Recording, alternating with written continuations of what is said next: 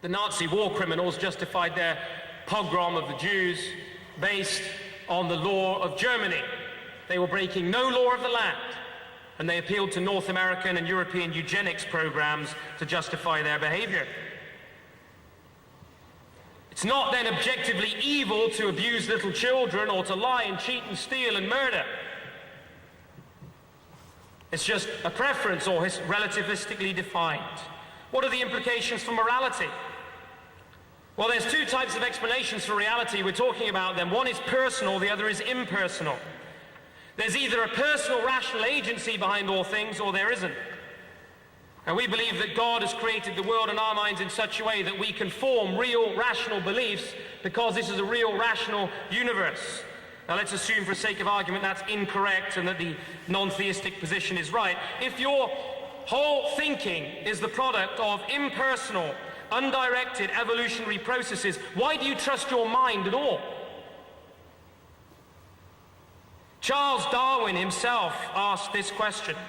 In a letter on July 3rd, Charles Darwin wrote to W. Graham and said this, and I quote, "With me the horrid doubt always arises whether the convictions of a man's mind, which has developed from the mind of the lower animals, are of any value or at all trustworthy. Would anyone trust in the conviction of a monkey's mind if there were any convictions in such a mind? How can you justify rationality then? It's an appeal either downward to brutes and to the void, or you can say, well, I'm going to just have a rational argument for rationality, but then that, of course, is viciously circular. If reason itself is in the dock, how can you justify it purely by a rational argument? The only justification for rationality is a super-rational appeal to God. The same is true of the problem of our minds and of our brains. Do you know today, if your mind, your brain, is just a random collocation of atoms, as Bertrand Russell put it, then the best way of settling this debate tonight is let's go out and get 2 cans of Coke. Chris could shake one and I'll shake the other, and whichever can fizzes the most, they win the debate.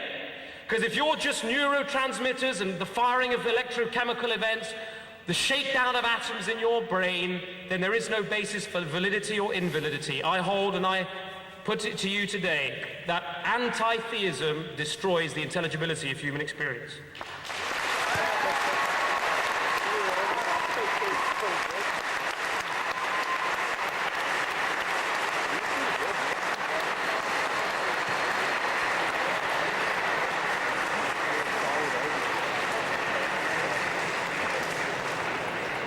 Thank you very much. It'll be Diet Coke for me. There is more to come. I wouldn't leave at this point. In fact, lock the doors. Don't let them out. Dr. DiCarlo, 30 minutes to you, sir.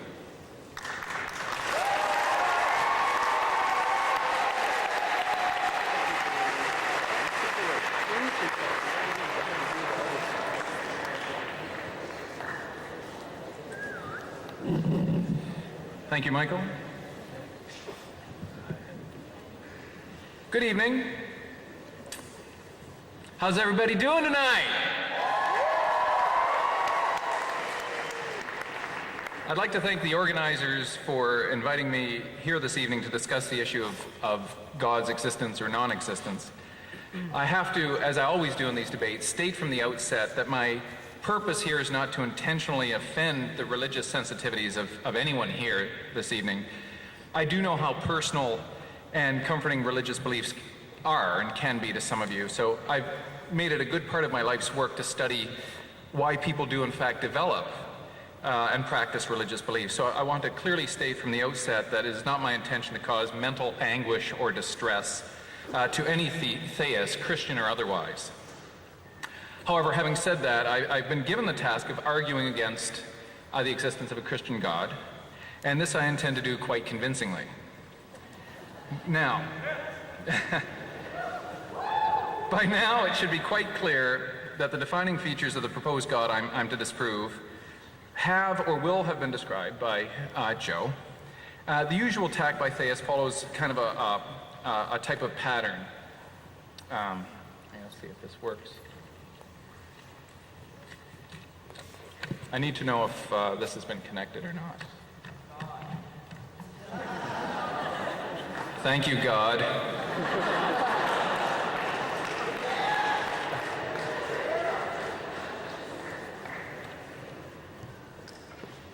We need a tech person to see if that works. Okay.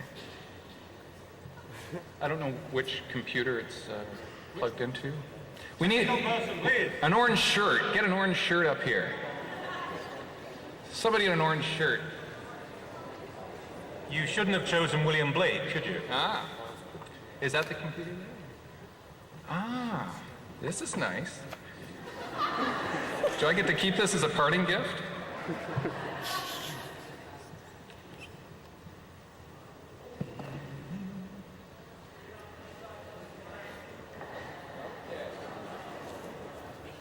There we go.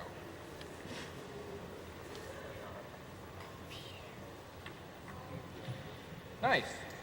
It doesn't work over here. Nothing showing up on that screen? How are you guys doing on that screen? You guys are good?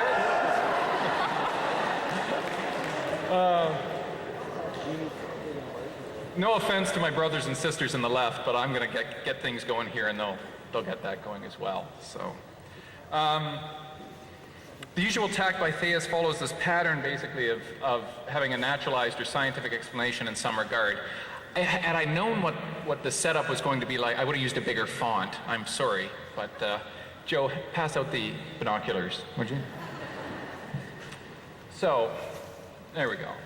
There are explanatory gaps, and we have a God that fills in the gaps, and things are freezing up. Okay. Well, there we go. So essentially, how I see things with religion and the concept of God and whatnot is that, people look out into the world and they see the way things function, and they can't explain things in particular ways. And so there are these gaps, or what are called lacunae, these kind of holes of explanation. And so sometimes gods are used to fill in that gap for various reasons. And the God we're talking about tonight, specifically, is a Christian God. We're not talking about Norse or ancient Roman or ancient Greek or Muslim or Hindu. We are talking very specifically about the God that Joe believes in, which is the Christian God. Now, I am not partial in my approach to disproving God. I don't believe in any of the gods of organized religion. So this goes out to all Hindus and Muslims and practicing religious people.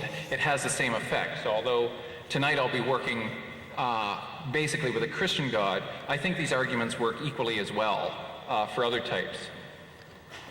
So I'm going to discuss a number of factors tonight on the limitation of human knowledge, scriptural contradictions, possibly get into discussing the evolution of religion, looking at scientific knowledge and what's called epistemic responsibility. If we have time, I'll look at inherent tensions in Christian dogma. Again, if there's time, we'll look at moral issues, and then the differences between basically secular and Christian values, of which there's considerable commonality between them. So, Joe, I didn't get to do this last time, but I am curious. This is a kind of a creation-evolution continuum. And what you have here is you have basically kind of like young Earth positions, those who believe that the universe and whatnot is like 6,000 years old. And then it shows a continuum of where people of faith will have evolutionary ideas enter into their religious views as well. So it goes from flat Earth people to geocentrists, or those who believe the Earth is the center and the sun goes around, to young Earth creationism, those people who believe the planets and the stars and everything are about 6,000 or so years old. And then there's old Earth creationism. They believe in biblical scriptures, but the universe is really much older, and so on and so forth. And then it goes all the way down to materialistic evolution.